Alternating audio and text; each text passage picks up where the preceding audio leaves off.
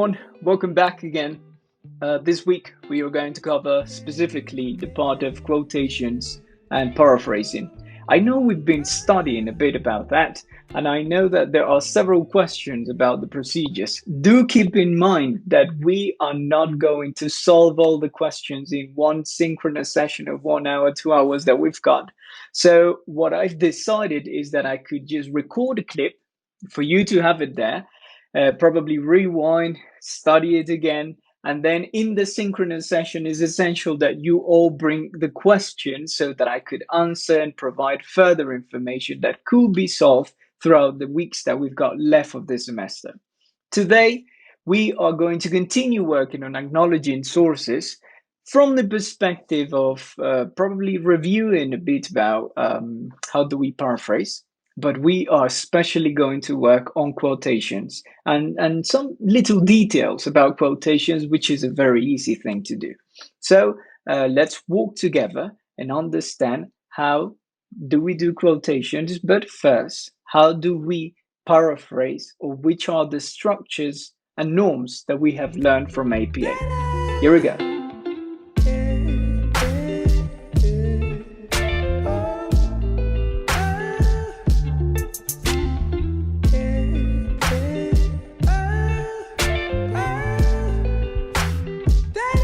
So let's study a bit of the paraphrasing and in-text citing procedures that I know, have already covered in the lessons that we've had from the last 2 weeks. What I want to do today is to highlight some of the aspects that probably you've forgotten, or that I know that when we are learning about APA, it requires a lot of exploration, revision, and reviewing. And so let's do it with the following paragraph that I've selected for you. So allow me to read it, and it goes like this. Some social linguistic research suggests that women are more likely than men to use politeness strategies in their speech, and that the extent of the difference between men's and women's speech may vary from culture to culture. Hobbs, 2003, points out that such research suggests that women pay more compliments than men. Herbert, 1990, Holmes, 1988, 1999, Johnson and Rowan, 1992, and that women in talk with same-sex peers use a large number of positive politeness strategies, while men in analogous situations do not. Johnston and others, 1992. He also indicates that research has shown that women are more likely to apologize, soften criticism, or express thanks than men. Tannen, 94.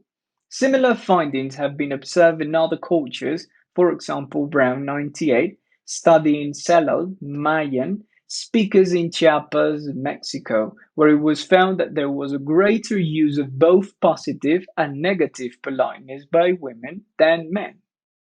Notice, please, that I went through some of the types of in-text citing that we have covered during class. Probably there might be one that you haven't studied yet, and that's why I'm going to explain step by step each of those procedures to come to the construction of APA norms and to make assertions, make a reference, and provide others' points of view to support an argument that you are constructing. This is an academic text, and therefore it contains most of the details that should be considered when we are writing. How about if we explore each of these sections and we understand the different types of citing? Here we go. She just hit my heart, oh. Full force and she got me like. This text includes a lot of reference that we need to pay attention to. Notice, for instance, this in linguistics is what we call a cataphoric reference. This cataphoric reference is telling me that all this research, which I introduced at the beginning, will be mentioned further on, as I can see here, as I can see here, as I can see here, and all the different examples. So when I say some research suggests, I'm mentioning that all of this is the research that I am suggesting. That's very good. But let's see more in depth all the examples that we've got. Probably the first example is the most common that we've been studying. Notice here the reference of Hobbes. If you see Hobbes, it's followed by the surname, not the name, remember the surname. And then we've got the date of publication, specifically the year of publication within the parentheses that normally functions as an integrated citing or integral citing. In this one, the name Hobbes functions as the subject of the sentence and then is directed to the rest with this information that we've got here, which we call from today on the signal. So, subject, signal, and then the argument, which is presented right here and that we have already labeled in class as the assertion. But I want you to focus on another very interesting phenomenon which is happening here. Notice this parenthesis and this parenthesis. Inside this argument, we've got on the one hand all the support from Hobbes, but also we have another support deriving from Herbert, Holmes, Johnson, and Rowan. This is what we are going to know as a non-integral reference, which is parenthetical. But it's not just that. I want you to focus on something much more interesting about it. We've got Herbert, which is the surname. There is a comma, and then we've got a semicolon, which divides the first author, the second author, and the third author, even if these are two. In this example, we can find that Herbert starts with an H and an E. In this one, we find that Holmes begins with an H and an O. In this one, we find Johnson with a J and an O. Now, why do I highlight these aspects?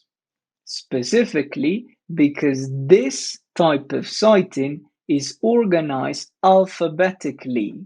Notice again, this type of citing is organized alphabetically. First the H and the E, then the H and the O, and then the J and the O.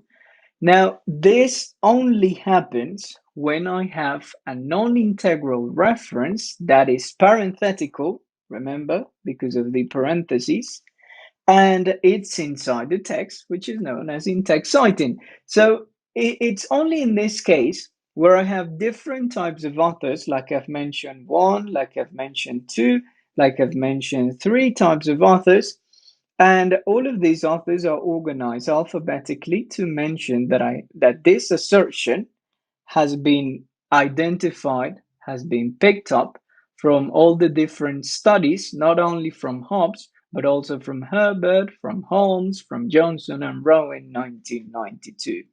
So now you know from here on that whenever I have a parenthetical reference inside my text, I should organize all the different authors by an alphabetical order and divide them, each of them, with a semicolon. Okay, that is our first observation about it.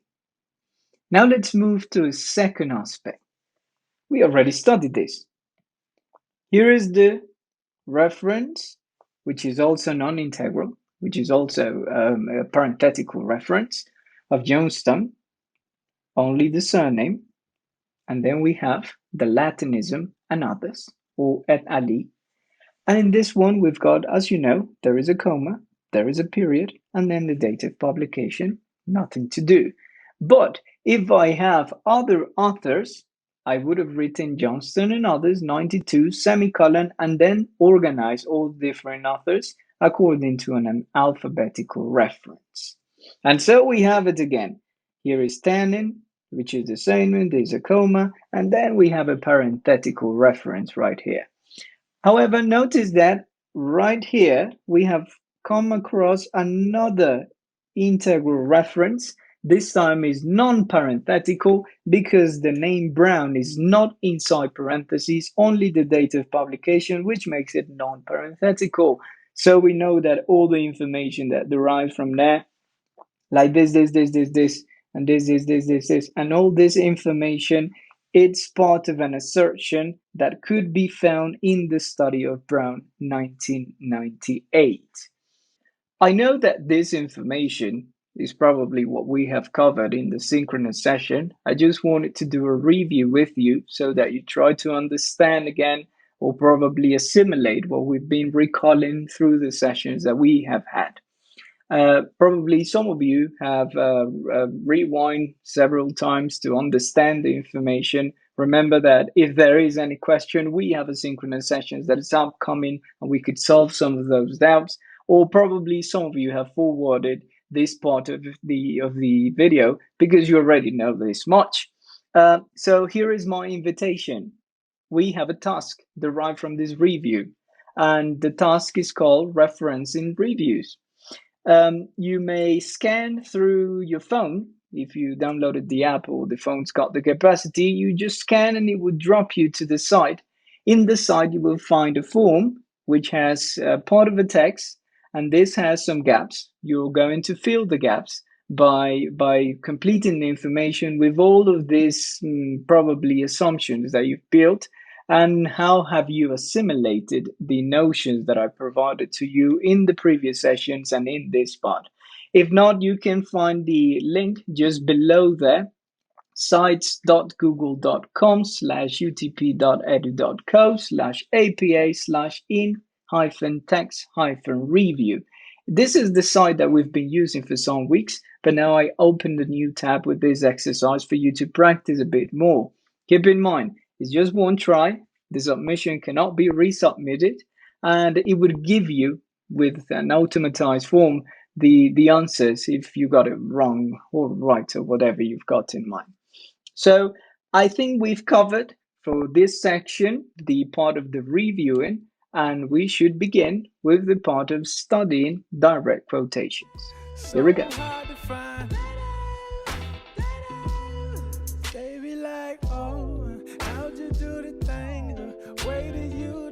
Hablemos un poco de las citas directas o las citas literales.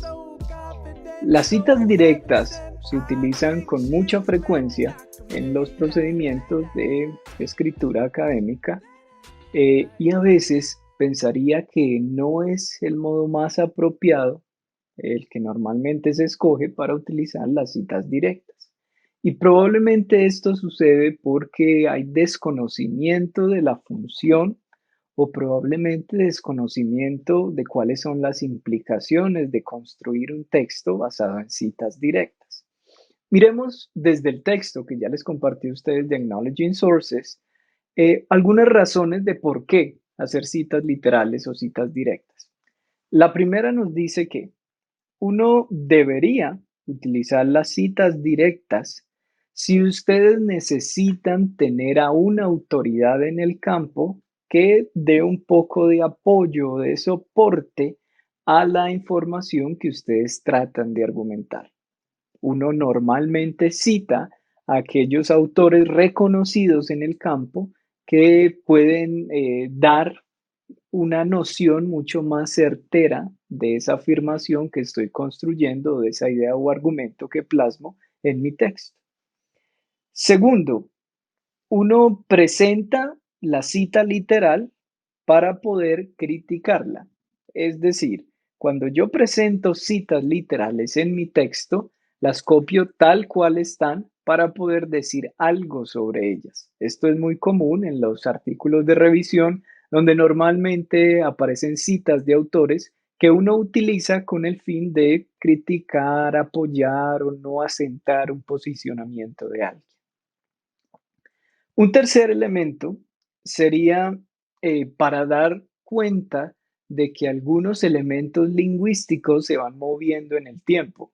Eso quiere decir que si estoy haciendo una construcción histórica de algo en el lenguaje, es necesario poner entre comillas y mencionar la página, de dónde aparece eso en un libro, de qué parte se sacó eso, dónde se decía esa palabra o se hacía esa construcción sintáctica de esa manera.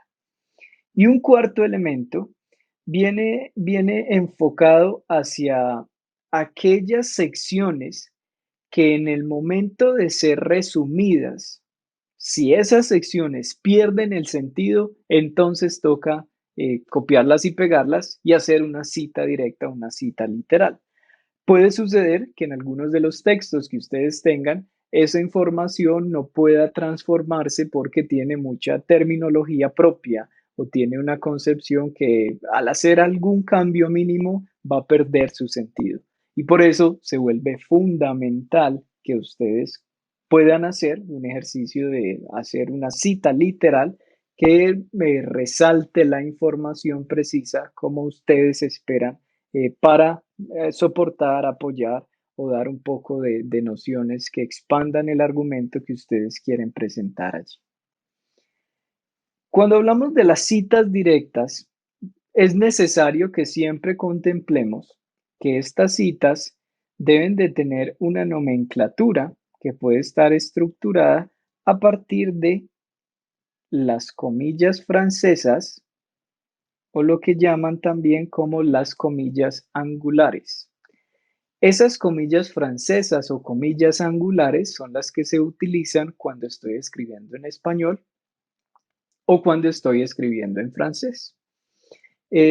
No son frecuentemente usadas en nuestro campo porque pues vamos a reconocer que la mayoría de los teclados en computador de nuestra época moderna vienen configurados en inglés y que al hacer como el paso hacia el español no contemplaron esto que está dentro de la normativa y es dejarnos de una manera sencilla las comillas angulares o las comillas francesas y por eso toca hacer algunas maniobras que en algunos teclados como Windows es presionar Alt 174 para abrirlas y Alt 175 para cerrarlas. En otros casos incluso toca ir hasta los símbolos de Word para poder pegarlas. O los que utilizan un sistema operativo de Mac OS, es Shift Comando y ya se van a la parte donde están los corchetes, corchete de apertura y corchete de cierre. Y por medio de eso pueden construir o generar las comillas angulares. Ahora, como nosotros estamos escribiendo en inglés, es muy poco probable que utilicemos esas comillas y que más bien utilicemos estas que las vamos a conocer como las comillas americanas, the American quotations. Esas comillas son las más frecuentes, normalmente están en el número 2 de los teclados y que con Shift y 2 es fácil utilizarlas. Eh, y tenemos otro tipo de comillas, que son estas comillas, se llaman the British quotations o las comillas inglesas, comillas británicas, que también pueden utilizarse en un texto. No debe de existir como una dicotomía entre el uso de las comillas, más allá de determinar que si escojo la primera, pues debería utilizar todo el texto con esa primera. Si escojo la segunda, debería generar todo el texto con la estructura de la segunda. Ya es una cuestión, digamos, de estilo, de preferencia, aunque por convención es mucho más normal que siempre utilicemos esta, tanto en inglés como en español, sin afectar de ninguna manera la norma. Teniendo eso en cuenta, pasaríamos a un segundo componente que es muy importante cuando hablamos de citas directas. Y eso es ejemplos de cuándo no se debe poner citas directas. Por ejemplo, no deberíamos poner citas directas en designaciones convencionales, como es el caso de algunos términos que ya no requieren por su uso frecuente el volver a citarlos y volver a decir de dónde se generaron. Nosotros ya tenemos algún ejemplo de lo que realizamos en clase y fue por medio del concepto storytelling. El concepto de storytelling, si bien puede ser algo que emerge del mundo de las ciencias de la educación del lenguaje, ya no necesita determinarse quién fue el que acuñó ese término, sino que se vuelve de uso común y por lo tanto esa designación convencional no lo requiere. Tampoco necesitamos utilizar las comillas en cita directa cuando hay lenguaje sesgado, ¿sí? O cuando utilizamos eufemismos. Aquí tenemos un ejemplo de persons with disabilities. Es una estructura muy, muy, digamos, eufemística y a la vez muy académica por el uso de, nótense acá, utilizar persons en la escritura en vez de people, demuestra que es una estructura un poco arcaica, un poco con un registro demasiado formal, el cual pues es evidente y se nota en algunos textos académicos. Entonces, cuando tenemos algunos eufemismos y modos de atenuar el discurso, pues preferimos no usar las comillas. Bueno, y finalmente, uno de los casos que hay que considerar para toda esta redacción con el uso de comillas o no, es el hecho de que algunas veces tenemos unos términos técnicos, tenemos algunas frases que se vuelven como un cliché en los textos académicos y que por lo tanto empiezan a tener como esas comillas para resaltar el hecho de que estén allí. Por favor, vamos a evitar ese uso de comillas en textos académicos, en tanto que lo podemos hacer de una manera coloquial para resaltar algo, pero en la escritura académica no es necesario resaltar algo por medio de comillas, ya que refiere al uso literal de alguien más y que por lo tanto hay que desarrollar un procedimiento. Eso nos lleva a hacer una reflexión sobre en qué momentos se debe utilizar o no las citas directas a partir de toda la información que tienen allí y cuál podría ser el efecto negativo de utilizar o sobreutilizar las comillas o las citas literales dentro de un texto. Y para eso me gustaría mostrarles algo que es este trabajo. Digamos, esto que ustedes ven aquí es una respuesta a un concepto de un trabajo de grado que pues hice la evaluación donde se habla un poco de la rigurosidad teórica y metodológica, la coherencia, la relevancia, pertinencia, sustento teórico y finalmente tenemos aquí el espacio de presentación y aplicación adecuada de las normas APA en el caso de versión 6 porque es la inmediatamente directa. Y me gustaría hablar sobre esta sección de la originalidad en el sentido de que no exista plagio evidente.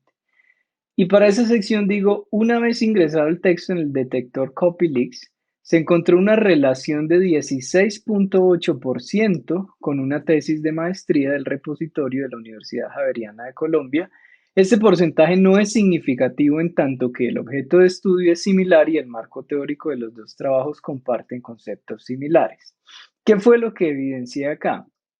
Una vez ingresé, todo el trabajo de grado de este maestrando, eh, pues CopyLeaks inmediatamente me dice, existe una similitud muy amplia, de este trabajo de grado que está en el repositorio de la Universidad Javeriana y que tiene este tema. Cuando yo le digo abrir el reporte, él me lleva a un trabajo de grado que comparte una relación con lo que este autor estaba construyendo y me doy cuenta que la mayoría de los aspectos digamos, se copian no es una copia intencional, sino que el autor ha utilizado unas citas directas o unas citas literales que contienen las mismas palabras. El software identifica esas mismas palabras y por lo tanto concluye que existe un plagio evidente.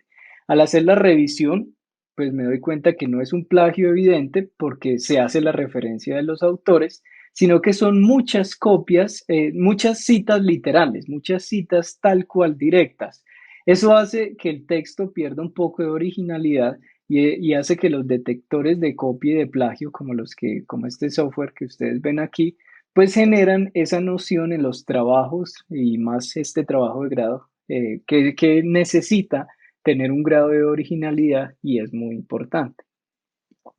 Con eso en mente, ya creería que ustedes van notando que la preferencia en la escritura académica no es sobre el uso de citas literales o directas, sino que va enfocado hacia el uso de la paráfrasis como un elemento fundamental para apoyar ideas, soportar conceptos, traer afirmaciones y generar todo este discurso atravesado por diferentes voces que ya ustedes saben es una de las particularidades del proceso de escribir académicamente.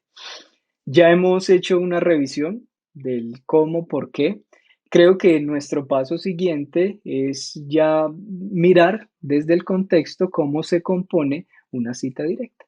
Entonces, miremos. The structure of a direct quote begins always with the recognition that all direct quotes have, as we already mentioned, the quotation marks.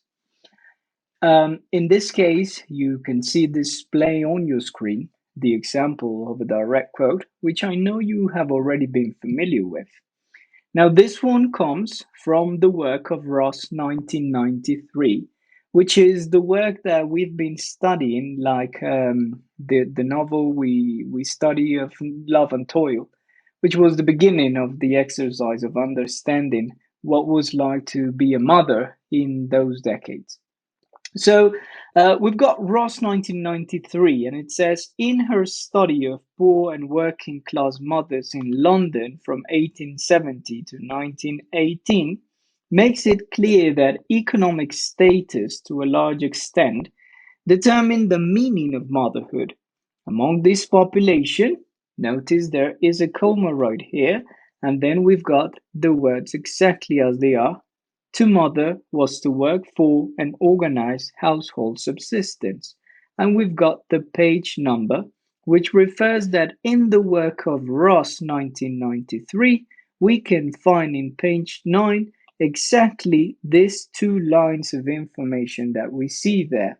I make some emphasis on the page number because this is one of the things that is commonly forgotten by the people that uses direct quoting. People tend to forget the page number, which is essential when you are writing a direct quote. Having that in mind, every bit of the information that we construct when doing a direct quote, and of course when paraphrasing, has a specific name.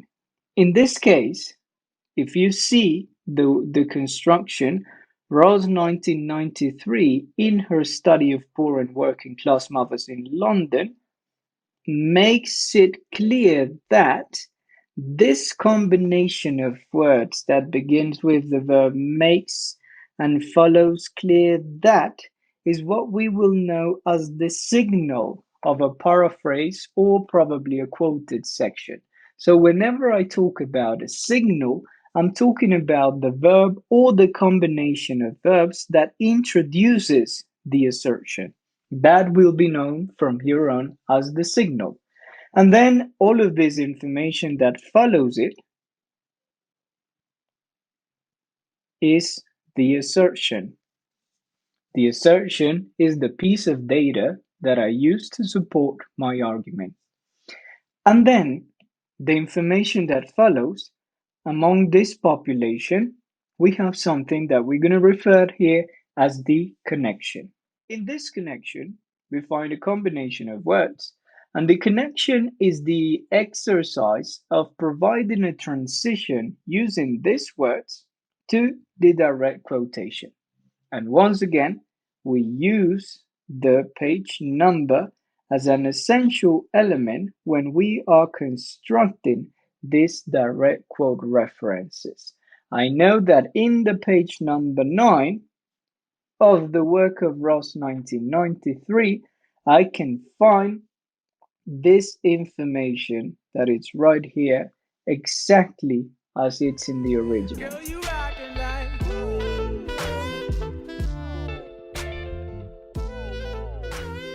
Here is another example. Notice these 4 lines that read, illness was rarely a routine matter in the 19th century. As Ross 91 observes, maternal thinking about children's health revolve around the possibility of a child's maiming or death, page 166. It's exactly the same structure that we've been talking about. In this case, illness was rarely a routine matter in the 19th century is the assertion which I have constructed as the writer. And then I use the connection as Ross 1991, and then I use the verb observes, like the signal, to introduce the quote, which is maternal thinking until death. So Notice that exactly the same as I did on the previous, I have used the three elements, which are the assertion, the connection, and the signal. The assertion, remember, is the paraphrase part that I have used. The connection could be a word or a group of words. And the signal is always the verb or probably the set of verbs that introduce something like an assertion, or in this case, it's introducing the quotation lines that I have picked up from the page 166 of this exactly the work 1991. So, having that in mind, I believe that we've got a set of questions, those questions that probably arise as you start to construct the text of the research synthesis, which is something we're going to start to work on. And probably these questions might be answered when we have the synchronous sessions of the upcoming lessons that we've got left.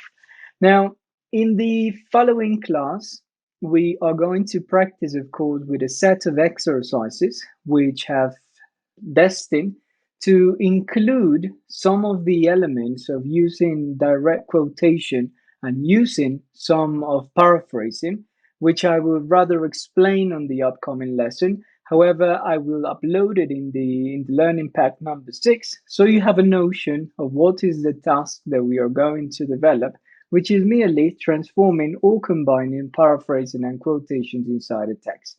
I know it must be a bit confusing up to this point, but once you see the task, you'll be much more familiar with what we've got to do.